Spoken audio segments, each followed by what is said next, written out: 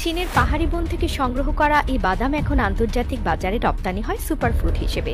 এই পাইন বাদাম চীনাদের রান্না, ওষুধ, এমনকি রুটিন লাইফস্টাইলে এমনভাবে ঢুকে গেছে যে এখন এটাকে বাদ দিলে অনেক কিছুই অসম্পূর্ণ মনে হয়। চীনের বিভিন্ন পাহাড়ি অঞ্চলে এই পাইন গাছ জন্মায়, বিশেষত ইউনান, সিচুয়ান, গানসু, এমনকি তিব্বতের অনেক অংশে।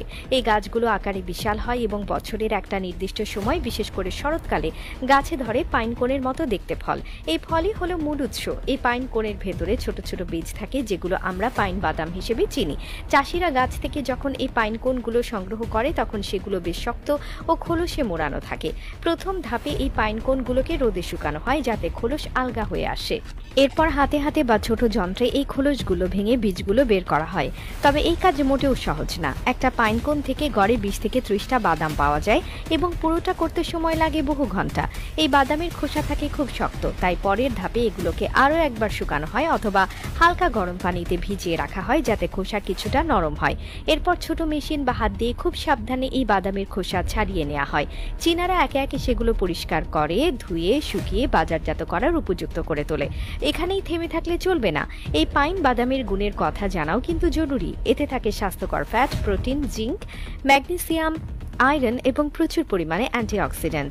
এটা শরীরে রোগ প্রতিরোধ ক্ষমতা বাড়ায়, ত্বক সুন্দর রাখে এবং হৃদযন্ত্রের জন্য উপকারী হিসেবে ধরা হয়। চীনের হেলথ ফুড মার্কেটে এই পণ্যটির দাম তুলনামূলক বেশি, কারণ এটি একাধারে খাদ্য এবং ঔষধি গুণ সম্পন্ন। এই বাদাম সাধারণত ব্যবহার করা হয় সালাদে, ভাজি করে, কুকিতে বা খাবারে টপিং হিসেবে।